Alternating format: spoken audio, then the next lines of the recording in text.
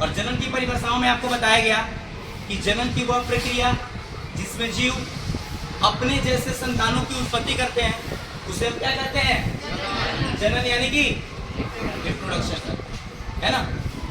और ये जो जनन है वो यानी कि types of reproduction,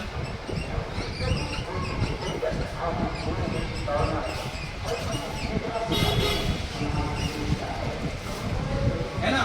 types of reproduction, ये जनन के कितने प्रकार होंगे? दो होंगे। कितने होंगे? दो। अलैंगिक जनन और लैंगिक जनन, यानी कि एसेक्सुअल रिप्रोडक्शन और सेक्सुअल रिप्रोडक्शन, ये 2 टाइप्स के होते हैं, जिसमें से आपको इसके अंतरों के बारे में अभी बताया गया। एक बार फिर से इसके अंतर बताने का प्रयास करते हैं। तो अलैंगिक जनन एक कोशिकीय जीव में होता है। किसमें होगा बाबू? एक कोशिकीय जीव में होता है, जबकि लैंगिक जनन बहुकोशिकीय जीव में होता है। किसमें होगा? बहुकोशिकीय जीव में होता है। अलैंगिक जनन में जो जीव हैं वो कम समय में ज्यादा जीवों की उत्पत्ति करते हैं, कम समय में ज्यादा जीवों की। लेकिन लैंगिक जनन की बात करें तो वो ज्यादा समय में कम जीवों की उत्पत्ति करेंगे। अलैंगिक जनन में नर और मादा युग्मक की आवश्यकता नहीं पड़ती। अलैंगिक जनन में नर और मादा युग्मक की आवश्यकता नहीं पड़ती है। लेकिन ठीक इसके विपरीत अगर हम बात करें लैंगिक जनन की, तो इसमें नर और मादा युग्मक की आवश्यकता पड़ती है।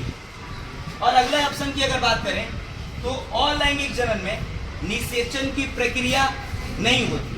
निषेचन की प्रक्रिया, क्योंकि निषेचन की प्रक्रिया तभी होगी जब इसमें नर और मादा युग्मक मिलेंगे तब।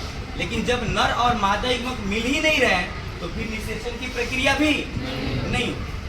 लेकिन अगर ठीक हम इसके विपरीत बात करें लैंगिक जनन की, तो इसमें निषेचन की प्रक्रिया होती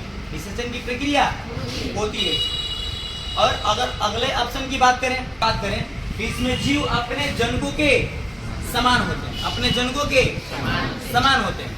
लेकिन अगर लैंगिक जनन की बात करें तो इसमें जीव अपने जनकों से भिन्न होते हैं। अपने जनकों से कितने ऑप्शन हुए? 5 हो गए। चलिए बहुत अच्छा, तो ये अंतर आप लोग याद करेंगे और अगले दिन हम लोग इसके बारे में पढ़ेंगे कि इसके भाग कौन कौन से होते हैं।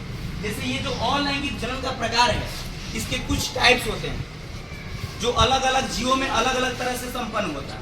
तो इसके बारे में हम लोग अगले दिन पढ़ने वाले हैं और लैंगिक जनन भी पढ़ेंगे और अलैंगिक जनन, ठीक है।